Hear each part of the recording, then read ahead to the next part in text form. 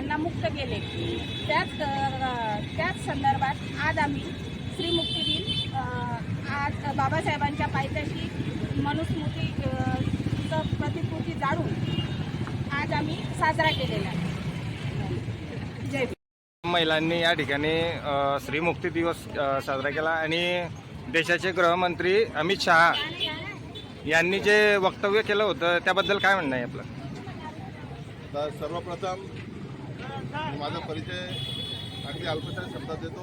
मी आनंद बाविस्कर, नेह निशान संघटनेचा संस्थापक अध्यक्ष। आज 25 डिसेंबर 2024 अर्थातच महिला मुक्ती दिन। महिला मुक्ती दिन याकरता की 25 डिसेंबर 1927ला डॉक्टर बाबासाहेब आंबेडकरांनी रायगडाच्या पायथ्याशी मनुस्मृतीचं दहन केलेलं होतं। ही मनुस्मृती ज्यात महिलांना तुच्छ लेखलं गेलं, त्यांचे अधिकार हिरावून घेतले, त्यांना एकदम चुकीच्या पद्धतीची वागणूक दिलेली होती, असे कायदे त्या मनुस्मृतीमध्ये नमूद होते।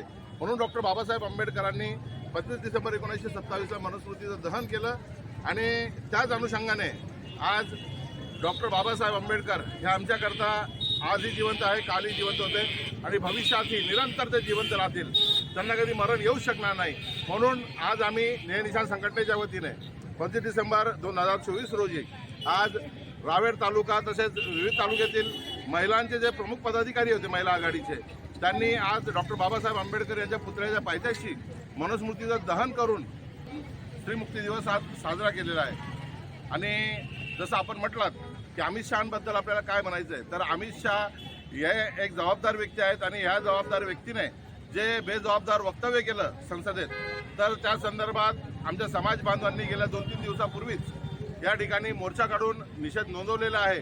म्हणून मी त्याबद्दल काही जास्त बोलणार नाही, कारण की समाज बांधवांनी मोर्चा काढून निषेध नोंदवला आणि आज संघटना एक समाजाचा घटक आहे। समाज हा संघटनेपेक्षा खूप मोठा आहे। म्हणून मी आज फक्त एवढंच बोलेल की अमित शहा यांनी जे वक्तव्य केलं त्या वक्तव्याचा मी नेह निशान संघटनेच्या वतीने निषेध करतो। आणि महत्त्वाचं म्हणजे अमित शहा यांनी एक जबाबदार व्यक्ती आहेत म्हणून थोडं शुद्धीवर राहून जे काही बोलायचं असलं ते वक्तव्य केलं पाहिजे।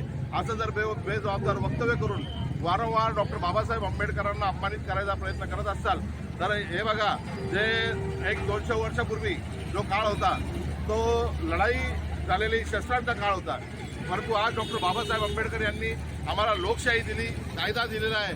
आम्ही कायद्याच्या चौकटीत राहून आणि त्या काळी सुद्धा 200 वर्षापूर्वी सुद्धा आम्ही सर्वांना उरून पुरलेलो होतो। भीमा कोरेगाव हा शौर्य दिवस आम्ही 1 जानेवारीला साजरा करणार आहोत। आम्ही त्याची आठवण पुन्हा करून देतो की आम्ही शस्त्राच्या काळात सुद्धा आम्ही उरून पुरलो होतो आणि हे जे लोकशाहीचा मार्ग बाबासाहेबांनी दिलेला आहे यात सुद्धा आम्ही लोकशाही मार्गाने तुम्हाला प्रत्युत्तर देऊच। म्हणून आपण जेही वक्तव्य कराल ते विचारपूर्वक करावं एवढं सांगतो आणि या ठिकाणी थांबतो। जय भीम, जय नेह निशान, जय कांशीराम, जय शिवराय।